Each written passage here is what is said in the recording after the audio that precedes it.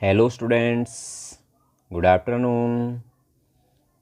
जैसा कि आपको पता है कि हमने कल पंचायती राज व्यवस्था से प्रश्न नंबर 1 भारत के पंचायती राज से संबंधित 73वें संवैधानिक संशोधन अधिनियम की मुख्य विशेषताएं शुरू की थी और उसके अंदर हमने 6 पॉइंट किए थे। छठा पॉइंट था पंचायतों के अध्यक्ष को पद से हटाना, ये हमने किया था। और इसके बाद इसी पॉइंट के अंदर हमने रखा था मध्यवर्ती सत्र यानी ब्लॉक समिति, जिला सत्र यानी जिला परिषद के सदस्यों को कैसे हटाया जा सकता है। तो वही प्रक्रिया है जो ग्राम पंचायत के अध्यक्ष को हटाने के लिए होती है। अब हम इसका जो पॉइंट नंबर 7 में चलते हैं। यहाँ पे लिखा है विभिन्न प्रकार के व्यक्तियों अधिकारियों का पंचायतों में प्रतिनिधित्व, यानी कौन कौन व्यक्ति इन संस्थाओं के सदस्य होते हैं।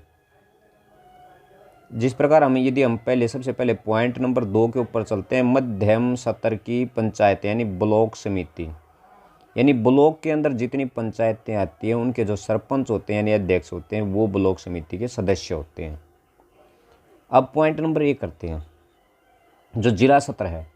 जिला सत्र की जो पंचायत होती है जिसे हम जिला परिषद बोलते हैं, उसके सदस्य होते हैं जो पंचायत समिति यानी ब्लॉक समिति के जो अध्यक्ष होते हैं वो जिला सत्र की पंचायतों के अधिकारी या सदस्य होते हैं। अब आता है पॉइंट नंबर 3, मध्यम सत्र तथा जिला सत्र की पंचायतों में लोकसभा तथा राज्य विधानसभा के उन सदस्यों का प्रतिनिधित्व जो उनके क्षेत्र में निर्वाचित होती हैं। जिस प्रकार जिला परिषद में उस क्षेत्र का राज्यसभा का सदस्य या मेंबर ऑफ पार्लियामेंट, और विधानसभा का क्षेत्र मध्यम सत्र का जिस प्रकार से एमएलए। और अब इसके बाद आता पॉइंट नंबर 4, राज्यसभा तथा राज्य विधान परिषद के सदस्यों को उन पंचायतों में प्रतिनिधित्व यानी स्थान भाग सदस्यता कह सकते हैं जिस पंचायत के क्षेत्र में उनका नाम मतदाता के रूप में शामिल हो। यानी जिस क्षेत्र में वहाँ के जो जिला राज्यसभा का जो सदस्य है वो या राज्य विधान परिषद के जो सदस्य हैं वो क्या होते हैं, यदि उनका नाम उस वहाँ की मतदाता सूची में है तो उनके पदेन सदस्य होते हैं। इसके बाद इससे आगे करने की कोई आवश्यकता ही नहीं है, इतना आपके लिए काफ़ी है। अब इसके बाद पॉइंट नंबर 8 आता है, इसमें स्थानों पर आरक्षण। यहाँ पर हम देखेंगे कि महिलाओं के लिए 1/3, अनुसूचित जाति अनुसूचित जनजाति के लोगों के लिए, और उनमें से फिर अनुसूचित जनजाति अनुसूचित जाति की महिलाओं के लिए 1/3 जो स्थान है वो आरक्षित होते हैं और समय समय पर उनमें परिवर्तन किया जा सकता है। इसके अंदर या यदि ग्राम सत्र की बात करें, यदि हम मध्य सत्र यानी ब्लॉक समिति की बात करें, या जिला परिषद यानी हम जिला सत्र की बात करें, तो उनके अंदर भी यही अवस्थाएं होती हैं। महिलाओं के लिए, अनुसूचित जातियों अनुसूचित जनजातियों व उनसे संबंधित महिलाओं के लिए 1/3 भाग आरक्षित किए जाते हैं। अब नेक्स्ट पॉइंट आया था हमारा 9वां, पंचायतों का कार्यकाल। ग्राम पंचायत का कार्यकाल 5 वर्ष से निर्धारित किया गया है, लेकिन इनको 5 साल से यदि वह किसी भी प्रकार की लापरवाही बरतते हैं तो ग्राम पंचायत को 5 वर्ष से पहले भी भंग किया जा सकता है।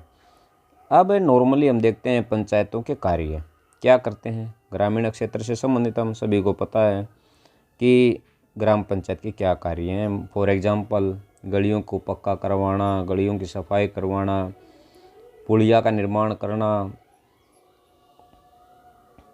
कृषि तथा कृषि विस्तार को बढ़ावा देना, भूमि को सुधार करना, भूमि संरक्षण प्रदान करना, खाद्य ग्राम और कुटीर उद्योग का विकास करना, पीने के पानी की व्यवस्था करना, शिक्षा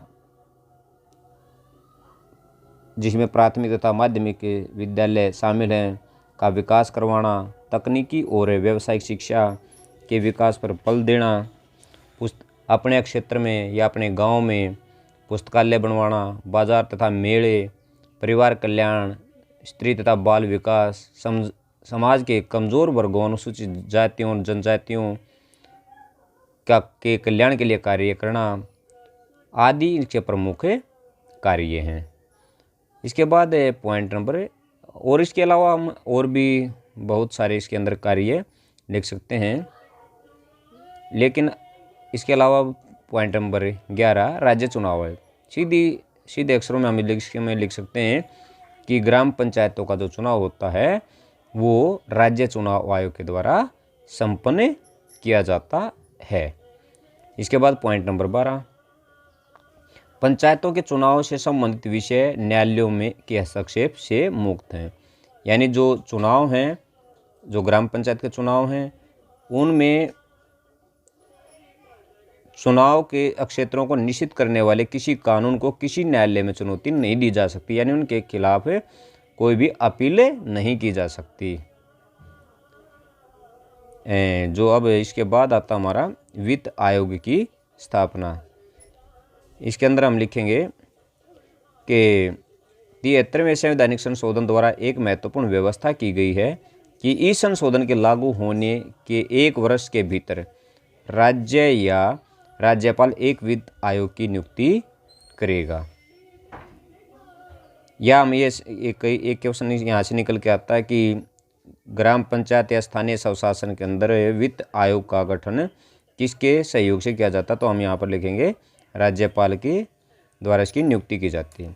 और उसका कार्य क्या होता है वित्त आयोग का, ऐसे करों, शुल्कों, फीसों को दर्शाना जो पंचायतों को प्रदान किए जा सकें, राज्य की संचित निधि जैसे पंचायतों के लिए सहायता अनुदान, और नंबर 3 पंचायतों की वित्तीय स्थिति के सुधार के लिए सुझाव देना इसके प्रमुख कार्य हैं। हमारा टॉपिक यहीं समाप्त होता है।